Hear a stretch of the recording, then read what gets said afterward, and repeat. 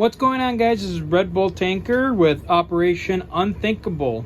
Well, in the end, we decided to end the game and give diplomacy a shot. And the Allies and the Soviets were able to come to an agreement. Whether it favors one side or the other, I guess, is up for the viewer to decide. So, for the terms agreed on, the Allies departed northern Russia and ceded it back to the Soviets. However, the Allies were allowed to keep their gains. Well, the Allies were allowed to keep their gains in Poland and take over the rest of Germany, while the Soviets were able to hold on to Austria, Slovakia, all the Balkans, as well as Turkey and all of the Middle East, minus Jordan and Cairo. Those went back to the Allies. Italy as well returned to the Allies, and Greece was also given back. So this is just kind of what the board now looks like. In Moscow, Comrade Stalin was overthrown by Lavrenti Beria, who decided to become more pro-Western and agreed upon the terms for this new to end this war, though it was a war of Western aggression, as the West were the ones to have started this, and they pretty much met all their war goals in many respects, because they were able to free up Germany and free up all of Poland and bring those back into the fold of democracy.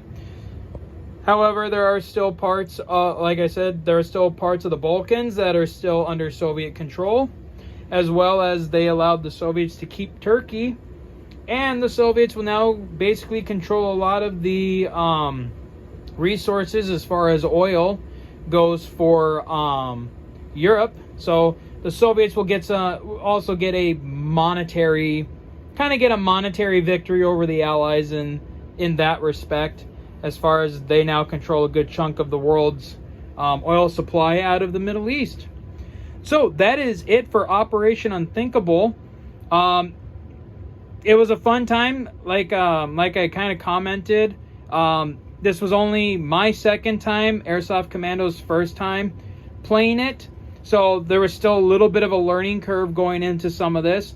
One of the big mistakes, I think I had mentioned in a previous video, was he had done a landing in Greece from up here, but I had gotten it wrong, and he ended up going 5 sea zones when he should have only gone 4. So that kind of threw the game into a little bit of a tizzy because of my mistake. And we were too far along to sort of reverse what had happened. So that one was on me. And then, like I said, some of the rules are a little ambiguous and are open to interpretation, or really have no ruling on inside the rule book itself. So some of it is a little hard to determine what actually is, like, what the rule base is for that. So that is it. That'll be it for Operation Unthinkable. Thank you all for watching. Thanks for tuning in and giving it a watch. I'll be moving on to a custom game that I'm kind of working on. It is a global version of Axis and Allies 1914. As you can kind of see up there, I took down the other Axis and Allies 1914 game because, unfortunately, that game has basically stalled out and is pretty much not happening anymore.